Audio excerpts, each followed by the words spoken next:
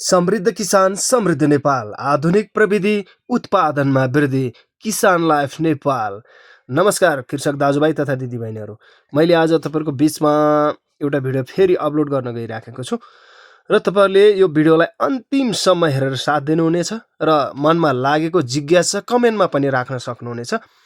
र आज मैले तपाईँहरूको बिचमा राख्दैछु। आज धेरैले चाहिँ अब कृषक दाजुभाइ दिदीबहिनीहरूले थाहा पाइसक्नु पनि भएको छ होला र यो दृश्य यो हाम्रो मुर्कुटी बजारदेखि अलिकति नजिकै भनौँ न, हाम्रो आदरणीय ठगबहादुर खत्रीज्यूको चाहिँ बारीको दृश्य तपाईँहरूको बिचमा राखिराखेको छु। र यो खासमा अहिले नेपालमा मधेसी बदाम अर्थात् आल्मोन्ड पनि भनिन्छ यसलाई, र यसको छोटो इन्ट्रोडक्सन जस्तो र यसको चाहिँ बजारको कुरा मैले तपाईँहरूको बिचमा राख्दैछु र यसको समस्याका कुराहरू पनि तपाईँहरूको बिचमा राख्दैछु। र यो चाहिँ खासमा यसरी चाहिँ थोरै खोट लागेको पनि देखिन्छ। र यो चाहिँ खासमा यो खाने चाहिँ यसको घाँजी भन्छ हाम्रो गाउँतिर, यसलाई घाँजी भन्छ अर्थात् भित्रको गुदा खाने हो यसको चाहिँ।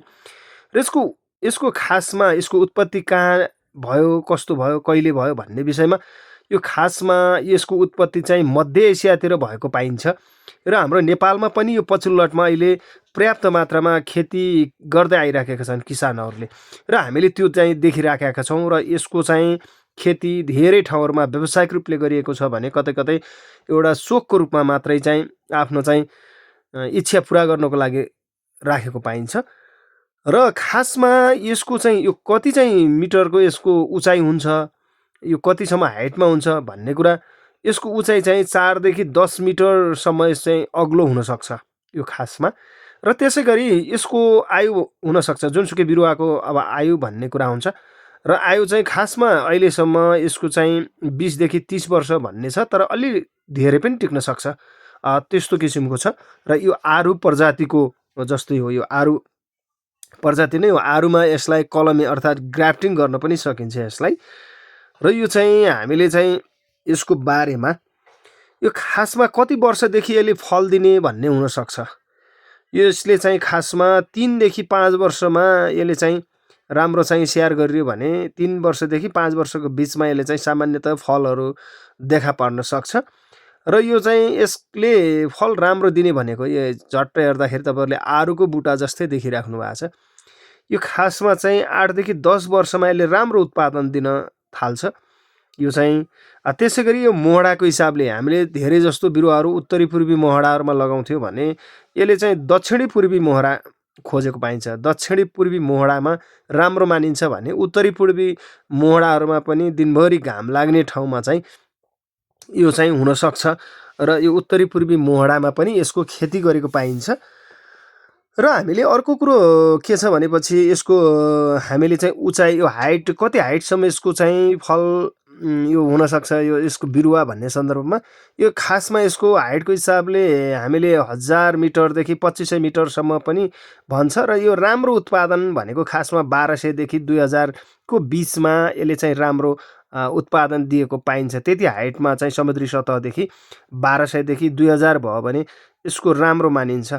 त्यसै गरी हामीले अर्को कुरो फलको कुरा गरेका छौँ। हामी कति केजीसम्म फल दिन सक्छ त भन्दाखेरि 10 देखि 25 केजी यो राम्रो चाहिँ फल दिन सक्छ यो चाहिँ। त्यसै गरी राम्रो जात भयो भने 30 देखि 50 केजी पनि दिन सक्छ। यसको अनुसार पनि हुने हुन्छ, यसको प्रजाति अनुसार पनि हुन्छ। र त्यसै गरी यसको मूल्य बजार भाउ कस्तो छ भन्ने हुनसक्छ हाम्रा कृषक दाजुभाइ तथा दिदीबहिनीहरूलाई। यसको यो कच्चा जो खोल हुन्छ बाहिरको, त्यो खोल चाहिँ खरिद गर्न पर्यो भने घाँजीभन्दा अलिकति बाहिरको कडा भाग हुन्छ, त्यो भाग सहित अब खासमा 400 देखि 900 र छिलेको जो भित्रको खान योग्य चाहिँ 1200 देखि 25 केजी भन्ने त छ। तर चाहिँ यो खासमा हामीले यसको बजारको रेट चाहिँ भने जस्तो ठ्याक्कै नहुन सक्छ, कहिले तल पनि हुनसक्छ, कहिले माथि पनि हुनसक्छ। यसको आवश्यकताको आधारमा हुन्छ। र रोग के लाग्न सक्छ भन्ने पनि हुनसक्छ। रोग खासमा चाहिँ पातमा दाग लाग्ने, ढुसी लाग्ने, जरा कुहिने, क्याङ्कर, किराका समस्याहरू हुनसक्छ भने यसको रोकथाम के गर्न सकिन्छ त भन्दाखेरि पहिलो कुरा त पानी नजम्ने जमिन छान्न पर्यो। त्यसै गरी राम्रो घाम लाग्ने ठाउँ हुनु पर्यो, समयमा यसलाई चाहिँ कटाइ छटाइ गर्नुपर्ने हुन्छ। त्यही नै हो। अब आगामी दिनमा फेरि अर्को भिडियो सहित तपाईँहरूको बिचमा उपस्थित हुनेछु भने यो भिडियोबाट अहिलेलाई भने बिदा हुने अनुमति माग्न पर्ने हुन्छ। तपाईँहरूले हेरिसके पछाडि जसले यसलाई लाइक कमेन्ट सेयर गर्नुभएको छैन, सब्सक्राइब गर्नुभएको छैन, कृपया यो च्यानललाई सब्सक्राइब गरी बेल आइकन ट्याङ्ग पारिदिनु हुनेछ भन्ने तपाईँहरूको बिचमा आशासहित अपेक्षासहित म बिदा हुन्छु। हस्त, धन्यवाद, नमस्कार।